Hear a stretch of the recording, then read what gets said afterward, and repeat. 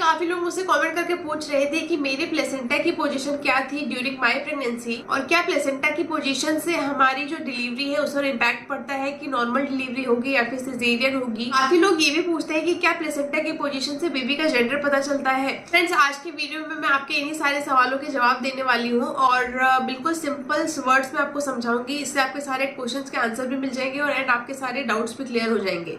साथ ही में वीडियो के एंड में मैं आपसे शेयर करूंगी कि मेरे प्लेसेंटा की पोजीशन क्या थी, एंटीरियर या फिर पोस्टीरियर, और मुझे उससे क्या प्रॉब्लम्स हुई। Hello friends, welcome back to my channel mother's life vlogs.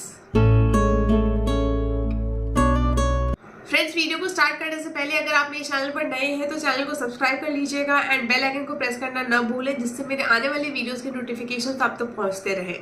सबसे पहले जान लेते हैं कि प्लेसेंटा होता क्या है। फ्रेंड्स, जब हम प्रेग्नेंट होती हैं, जब हमें बच्चा लगता है तो एग फर्टिलाइजेशन होता है। वो फर्टिलाइज्ड एग जो होता है वो माँ के बच्चेदानी में यानी कि यूट्रस में जाके अटैच होता है। तो ये जो अटैचिंग का प्रोसेस होता है इसे हम इम्प्लांटेशन कहते हैं।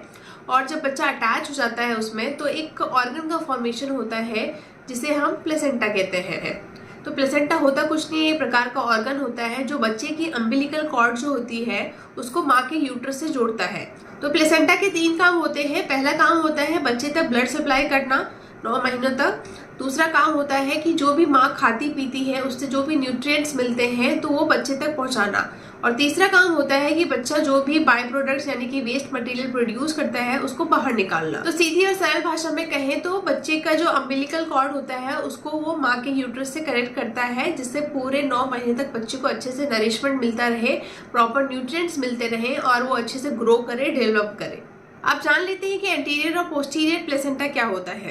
तो फ्रेंड्स, जब एग का फर्टिलाइजेशन होता है और वो जाके माँ के यूट्रस से अटैच होता है तो जिस पोजीशन पे वो अटैच होता है उस डिफरेंट पोजीशंस को हमने डिफरेंट नाम दिए हैं। एंटीरियर और पोस्टीरियर प्लेसेंटा भी दो नाम है डिफरेंट पोजीशंस के। तो मैं अभी एक बॉल के थ्रू आपको समझाती हूँ। ये समझ लीजिए कि ये माँ का यूट्रस है। तो देखिए, ऊपर है, नीचे है, सामने है और एक पीछे की साइड है, और फिर उसी तरीके से एक लेफ्ट है और एक राइट है।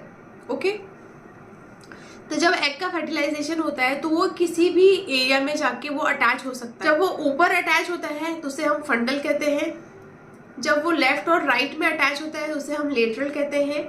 जब वो आगे की तरफ, ये आपका पेट वाला हिस्सा है यानी कि यूट्रस का वो पार्ट जो आपकी स्टमक के साइड है, जब वहां पे अटैच होता है फर्टिलाइज्ड एग तो उसे हम एंटीरियर यानी कि फ्रंट साइड, उसे हम एंटीरियर प्लेसेंटा कहते हैं।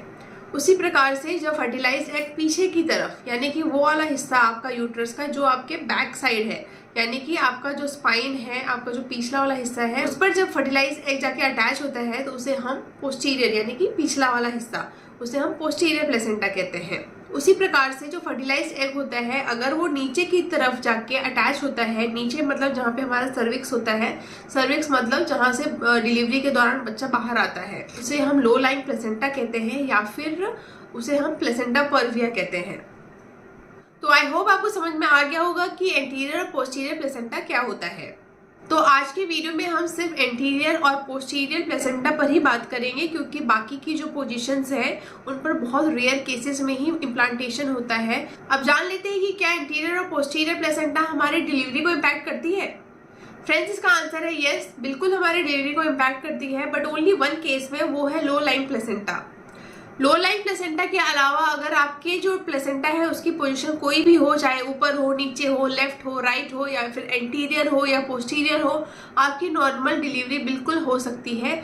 सिर्फ लो लाइन प्लेसेंटा के केस में जब आपका प्लेसेंटा आपके सर्विक्स को ढक देता है यानी कि जहाँ से बच्चा बाहर निकलता है, तो उस केस में जो होता है हमें सिजेरियन के लिए जाना पड़ता है। उस केस में नॉर्मल डिलीवरी पॉसिबल नहीं होता है। तो लो लाइन प्लेसेंटा के अलावा अगर आपकी कोई भी पोजीशन है प्लेसेंटा की तो बिल्कुल आपकी नॉर्मल डिलीवरी हो सकती है। बट इन केस किसी वजह से आपको कोई और प्रॉब्लम हो जाती है ड्यूरिंग डिलीवरी तो हो सकता है कि आपको सी सेक्शन के लिए जाना पड़े।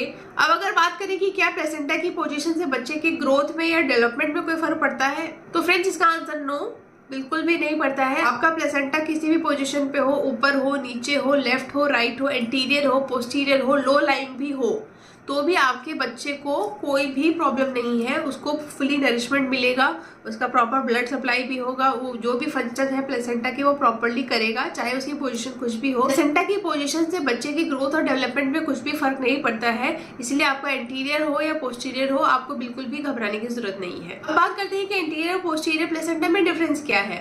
तो जैसा कि मैंने आपको बताया कि दोनों में कोई भी डिफरेंस नहीं है, ओनली पोजीशन का नाम है, एक आगे की तरफ अटैच होता है और एक पीछे की तरह अटैच होता है, तो दो डिफरेंट पोजीशंस के नाम है और बाकी इनके अलावा कोई डिफरेंस नहीं है इसमें। इसके अलावा एक डिफरेंस और कह सकते हैं, वो ये है कि अगर आपका एंटीरियर प्लेसेंटा है, यानी कि जो आपका प्लेसेंटा है वो आगे की तरफ है, पेट को टच कर रहा है, तो फिर क्या होता है कि बच्चे की जो किक है वो हमें थोड़ी लेट से फील होती है।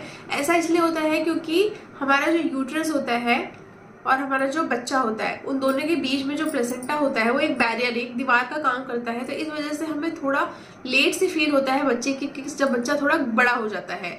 जनरली जो प्लेसेंटा की पोजीशन है वो हमें 18 to 20 वीक्स में अल्ट्रासाउंड के थ्रू पता चल जाता है। साथ ही में बच्चे की जो हार्ट बीट होती है वो भी एंटीरियर प्लेसेंटा के केस में थोड़ा ढूंढने में प्रॉब्लम होता है, क्योंकि बीच में जो होता है वो प्लेसेंटा आ जाता है। इसमें कुछ भी रिस्क नहीं है, ओनली बस आपको जो किक्स है बेबी के वो थोड़े से लेट से फील होंगे, दैट्स इट। दूसरी तरफ है पोस्टीरियर प्लेसेंटा, यानी कि आपका जो प्लेसेंटा है वो आपके पिछले वाले हिस्से में है यूट्रस के। बच्चे की जो किक्स है वो आपको थोड़ा पहले से फील होने लग जाता है in comparison to anterior placenta. इसके अलावा कोई भी डिफरेंस नहीं है, दोनों जस्ट दो डिफरेंट पोजीशंस है यूट्रस के जहाँ पर प्लेसेंटा अटैच होता है।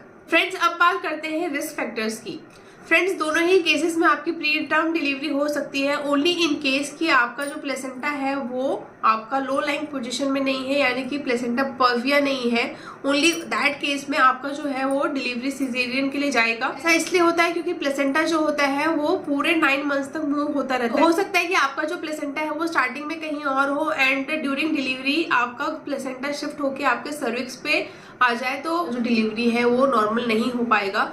तो ओनली इन दैट केस वो आपका एक रिस्क फैक्टर हो जाता है, बट इसमें आपका एंटीरियर और पोस्टीरियर से कोई लेना देना नहीं है। ये दोनों ही केसेस में हो सकता है अगर आपका प्लेसेंटा लास्ट के दिनों में ड्यूरिंग डिलीवरी टाइम ही अगर आपके सर्विक्स को ढक दे तो।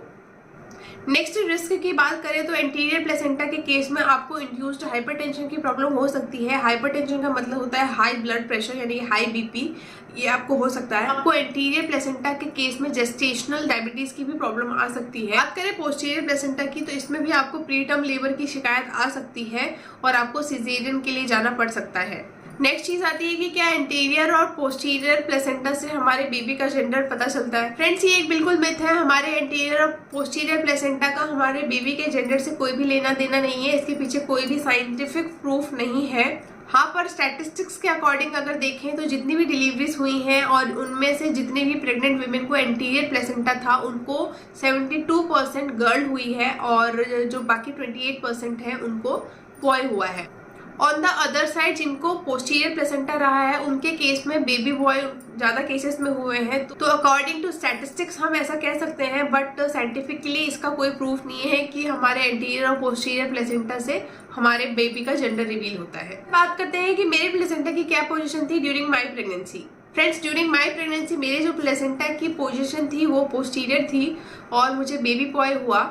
बट प्रॉब्लम मुझे ये हुई थी कि मेरे जो डिलीवरी है उससे 10 दिन पहले ही मेरा जो था वो वाटर बैग ब्रेक हो गया था, तो इस वजह से मैं हॉस्पिटलाइज हो गई थी। मुझे नेचुरल लेबर पेन नहीं आया था एंड मुझे ब्लीडिंग भी होने लग गई थी, तो इस वजह से 11 आवर्स का लेबर पेन सहने के बाद भी मुझे सिजेरियन के लिए जाना पड़ा। मेरी नॉर्मल डिलीवरी नहीं हो पाई। तो मेरे केस में यही हुआ था कि जो मेरा प्लेसेंटा है उसने मेरे सर्विक्स को कवर अप कर दिया था, इस वजह से मेरा सर्विक्स ओपन ही नहीं हो रहा था। नॉर्मल डिलीवरी होते होते रह गई एंड फाइनली मुझे एंड में सिजेरियन ही करवाना पड़ा। तो फ्रेंड्स, आज के वीडियो में बस इतना ही। आई होप ये वीडियो आपको अच्छा लगा हो तो इसे लाइक और शेयर जरूर करें एंड चैनल को सब्सक्राइब करना ना भूलें। अगर प्रेगनेंसी से रिलेटेड आपको कोई भी क्वेश्चन मुझसे पूछना हो तो आप कमेंट बॉक्स में लिख के पूछ सकती हैं। इसके अलावा भी अगर प्रेगनेंसी से रिलेटेड कोई टॉपिक हो ऐसा जिस पे आप चाहती हैं कि मैं वीडियो बनाऊं और आप लोगों से शेयर करूं तो वो भी आप मुझे कमेंट बॉक्स में लिखकर बता सकती हैं।